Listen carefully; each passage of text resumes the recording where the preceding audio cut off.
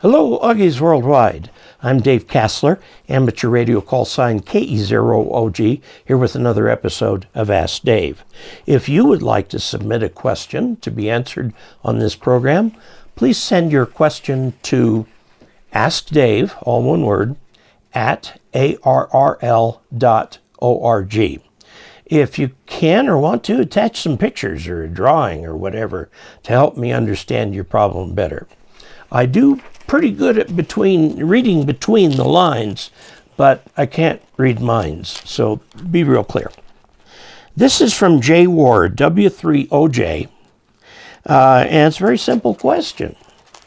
And he is challenging something that I say very often. He says, Dave, you ever thought about doing a video on why you should get a license before you get your radio? I'm hearing a number of people looking for a radio before they even look at studying. I made that mistake myself and gave up a radio, then upgraded, wishing I had kept the radio. The admonition to not get any radio equipment until you have passed the test is there for a simple reason. I have seen too many times people buy a radio thinking that that's going to spur them on to get their license, and then there's a life event that changes. One, they find out that they're really not all that good at studying, and that the technical stuff just throws them, and they're not as good at studying as they thought they were. And then they've got this radio, and they don't pass the test. We also have life events, getting married, finding a girlfriend or boyfriend, going to school, getting a new job, maybe getting in a little car accident that throws your finances off. I mean, there's a million reasons why something can happen to you between the time you get the radio and the time you get your license. My strong suggestion is that you do not purchase any radio thing, not even coax, not even an antenna, until you actually have passed your test. Now, once you have passed your test, you are going to get a call sign. Go out and get a radio. I'd start simple. If you are just now getting your general, once you get your general, take a look at my page on dcasler.com/reference, which has a complete HF station laid out with part numbers and everything. So you can duplicate that if you want. But as the title says, it's a reference. Okay, a reference means that you can refer to it. You may want to get a different radio, or maybe you like a different antenna or something like that. The antenna that comes with the reference radio is a simple wire antenna that sells for less than $100. Why pay $600 or $700 for a complicated vertical that's, quote, all band, when you can put up a very simple wire antenna? You can do the same thing with the ARRL, which sells a kit for an end-fed half wave that will cover 40 meters, 20 meters, 15 and 10, and you can extend it to cover 80 if you want. All kinds of options, none of which need cost a lot of money. So I beg you, do not consider yourself an exception to this rule. You don't know the future. And believe me, you don't know yourself as much as you think you do, or as much as your wife does or your children do.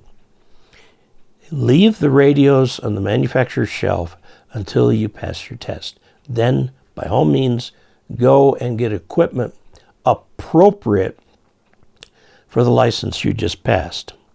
Now, I want to tell you another story. There are some people who are very good at studying and passing tests. They view them as a challenge. They want to get any kind of certification they can. I know a man, met him. He went 0 to extra in one session. So he'd never been a ham, never been on the air, did not know anything about HF and so on. And he said he wanted the best station money could buy. Money was no object for this guy. And he bought a truly top-of-the-line station. Well, guess what? That's like learning to fly in a 747. Too many buttons, too many features, too many options, too many new things to learn. Start simple, please. I often tell people, if you can pass multiple tests at a time, do the tech and general at the same time, because their privileges don't, overlap that much. So you can get on HF.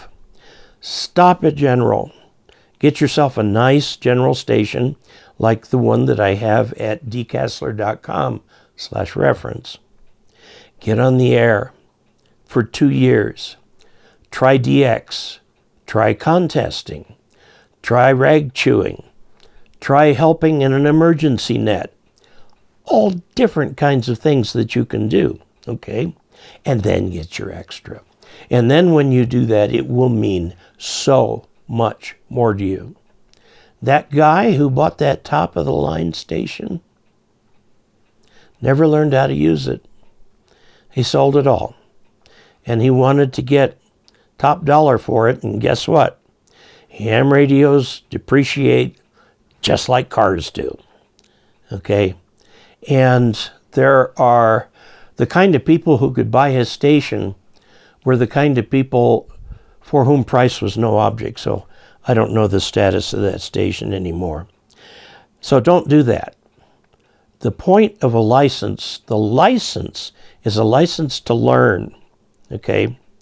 Buying a radio is something you should do after you've got your license to learn. So there you have it. That's my position on that. And Mr. Ward, W3OJ, that's how I feel about it. And I have just met too doggone many people who've bought equipment and then never got their license. Don't do that. Even if it's one of those real cheap UV5R radios, just don't do it. Get your ticket. Hold the advertisement in your hand to motivate you through studying, but don't buy the radio. Okay, so there you have it. And if you would like to help support this channel, please go to patreon.com and look at patreon.com/KE0OG.